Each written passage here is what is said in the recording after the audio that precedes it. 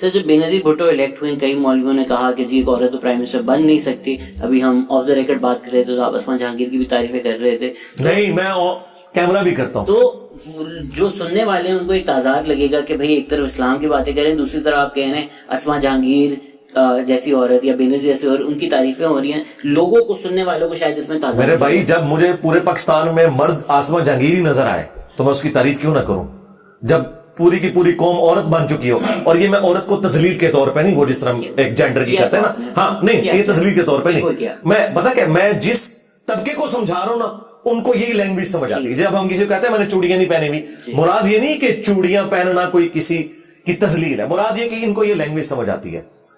اور آپ کی تو ریسپانسبلٹی ہے کہ ان کو بہتر کریں. نہیں بہتر کریں گے, لیکن ابھی تو فی الحال ان کو ان کی لینگویج میں سمجھانا ہے نا. وہ اگلے دن ہمارے ایک دوست ہیں, انہوں نے نا پوسٹ لگائی ہوئی تھی کہ مسلم لیگ نون میں 2 ہی مرد ہیں, مریم اورنگزیب اور مریم نواز.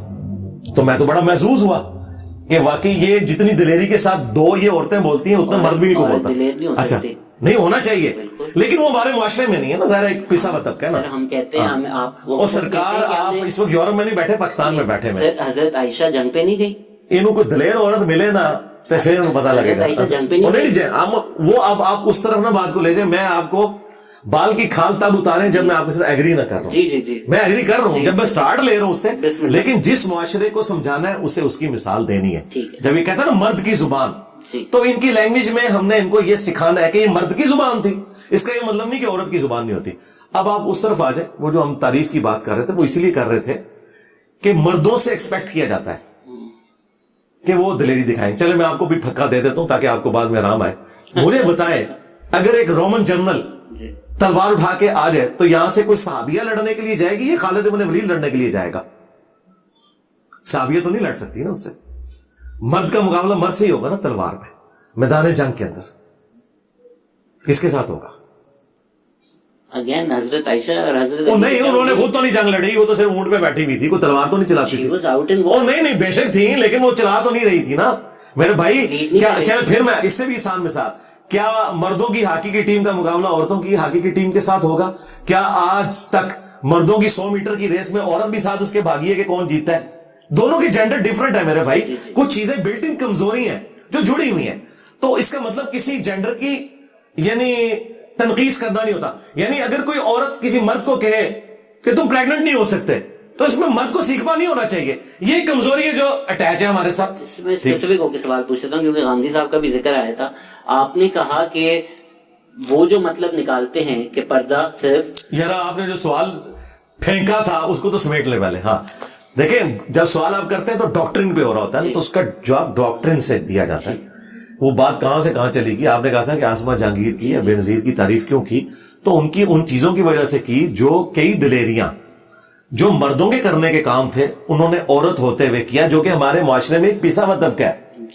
میں یہ نہیں کہہ رہا کہ عورت اتنی دلیر نہیں ہو سکتی, ایسی کوئی بات نہیں ہو رہی ہے.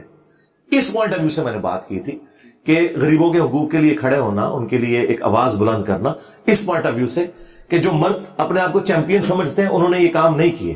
ٹھیک ہے, مجھے خود ایک آرمی کے بندے نے بتایا کہ جب بے نظیر پرائم منسٹر تھی نا, تو جب ہم پریزنٹیشن دیکھتے تھے نا اپنی, وہ ان کو پریزنٹ کرتے تھے ظاہر فوج کے سامنے, جب انہوں نے جانا ہے تو ظاہر انہوں نے ایک چیف ایگزیکٹو تو پرائم منسٹر ہے, تو ہم بڑی تیاری کرتے تھے. ہمیں پتا تھا کہ اسپیلنگ کی غلطیاں بھی نکلیں گی, پھر انٹلیکچوئل ترتیب نہیں ہوگی تو غلطیاں نکلیں گی. لیکن نواز شریف کے سامنے جب ہم جاتے تھے تو ہم کمفرٹیبل ہوتے تھے. ٹھیک ہے, تو اور پھر وہ کہتے تھے اس کے باوجود پوری پریزنٹیشن دیکھ کے تو بینظیر کہتی تھی وہ پیج نمبر وہ نکالے, اس میں یہ دیکھیں جو آپ نے لکھا ہوا ہے یہ اس سے نہیں میچ کر رہا, اور باقی غلطی پکڑ لیتی تھی.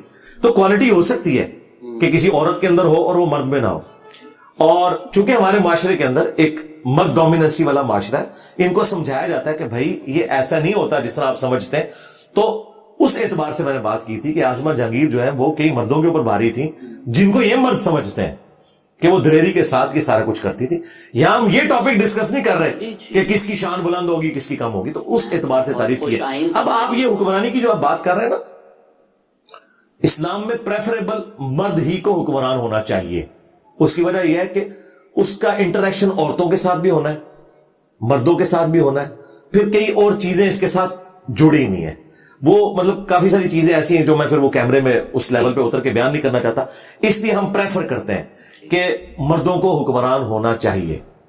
البتہ نچلے لیول کے اوپر عورتوں کے جو معاملات ہیں ان کے لیے عورتوں ہی کو ان کے اوپر حاکم بنانا چاہیے.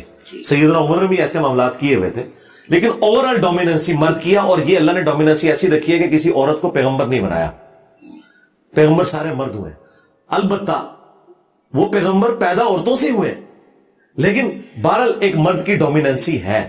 کئی ایک چیزیں جو بلٹ ان اس کے ساتھ اٹیچ ہے خوبی کے طور پر, جو عورت کی ایک نیچرل کمزوری کے طور پہ. بے نظیر کی آپ بات کر لیں, میں آپ کو لاجیکلی بتاتا ہوں کتنے مضبوط اعصاب کی عورت تھی وہ, لیکن وہ جواب دہ پروگرام جیو کے اوپر چلا افتخار کے ساتھ.